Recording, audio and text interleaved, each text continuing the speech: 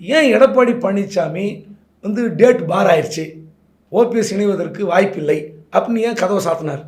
இது ஊரறிஞ்ச ரகசியம். அந்த தனிப்பட்ட விருப்பு வெறுப்பு இருக்கக்கூடாதுங்கிறத மனசுல வச்சு இதுவும் ஒரு காரணமா இருக்கலாமோன்னு சொல்லிதான் தன் மீது ஊழல் புகார் பட்டியலை கவர்னர் மாளிகையிலேயே கொண்டுட்டு போய் கொடுத்த எஸ்டிஎஸ் போய் தேடி சந்திச்சு அரவணைச்சு போனார் எம்ஜிஆர்.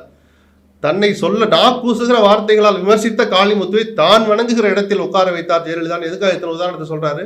தனிப்பட்ட விருப்பு வெறுப்பை தள்ளி வைங்க. அப்படி ஒன்று இருந்தால் கட்சி நலனை பாருங்க, உங்களுடைய சுயநலத்தை கூட பாருங்க.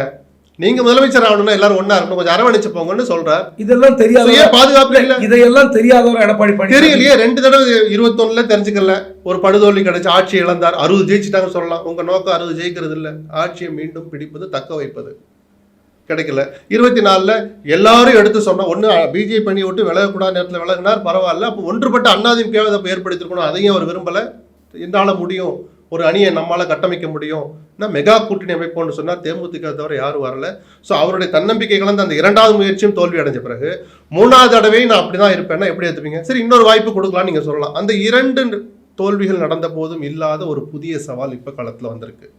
விஜய் அதிமுக வாக்கு வங்கியை குறிவைத்திருக்கிற விஜய் வெளிப்படையாவே குறி வச்சுட்டு வந்துட்ட பிறகு நான் இனிமேலும் அப்படிதான் இருப்பேன்னா அப்போ உங்களுடைய உண்மையான நோக்கம் என்ன?